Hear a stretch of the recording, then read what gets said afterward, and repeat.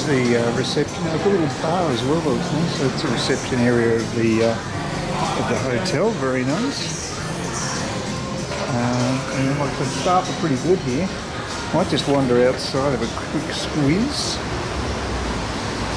Certainly warmer.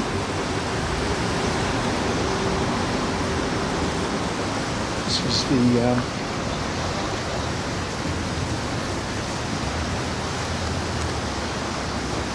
before my. Yes, I had quite a hearty meal. This is typical. Lots of construction. Seems to be just everywhere in age. Everything's under construction. Around the airport yesterday morning, it was a huge amount of construction taking place there. And you can't even walk that far. There you go, it's all sort of blocked off. There's an elevated walkway there. Probably should try to get up there and get a better vantage point. That's what I'll do. So everything seems to be pretty interconnected here, which is good. I'll just go up here. The meal was very filling. And they didn't ask me for a credit card or anything, so I assume it was all covered by Jetstar, and it was more than enough food for me. And I got some greens into me, so very happy with that, because I'd fasted the previous day, so I really need to get some food into me. And it'll probably go through me, but that's okay. I've got plenty of time to recover before I'm back. Got to leave for the airport again. It's going to be another 6 hours or so, so plenty of time, which is good, so it will reduces the stress levels. So yeah, like I said, a lot of construction here. This is Singapore for you. Seems to be similar to Saigon when it comes to construction, but without the chaos. That's the big difference. Things seem to be run very well here. They can probably get a bit on the bureaucratic side, but definitely Singapore seems to have their act together when you compare them to the way things are going in Vietnam. Although Vietnam's growing quite fast, but it's from a much lower base, of course. But it has a vibrancy and life about it, which I like. But I've got to say, a bit of creature comforts in a place like Singapore right now actually suits me down to the ground. Quite happy with that.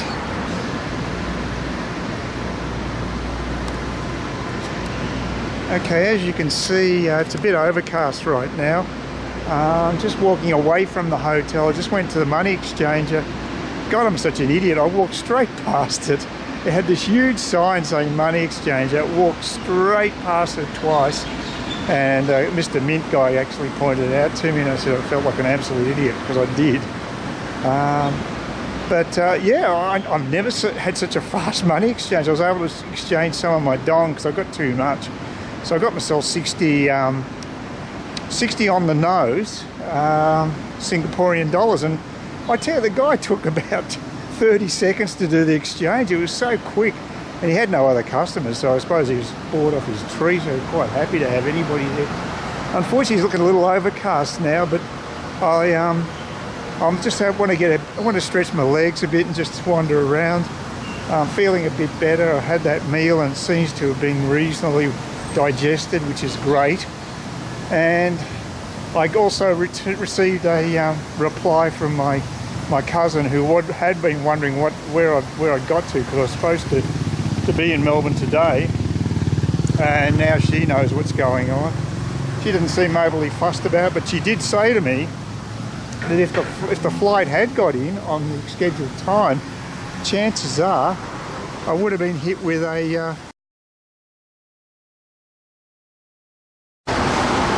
that's very attractive over there. It's very lush and very nice. I don't necessarily like the modernity of something like that Orchid Hotel. I mean, for modern architecture it's okay, but I do like that over there. It's really nice. So there are some very attractive buildings in Singapore. And a bit of foliage and what have you. Everything's so neat and well kept. Although, I remember, so here's a guy here looking after doing his job. That's obviously pretty typical here. There's a lot of that happening. You're working for a hotel. So There's a bit of pride here. And that just went past the big shopping centre. Yeah, as you can see, there's quite a bit of moisture out there. I came across one of the banes of society in Melbourne, the SMS zombie syndrome. I saw a number of people, probably late teens, early 20s, just staring at their smartphone screens and not even knowing where people were walking. People with their heads down, they're just walking down the footpath, not even looking if there's anybody right next to them. It's insane. What's this obsession? It's like hypnosis. But they are that transfixed by what's on the smartphone screen. It's really pathetic.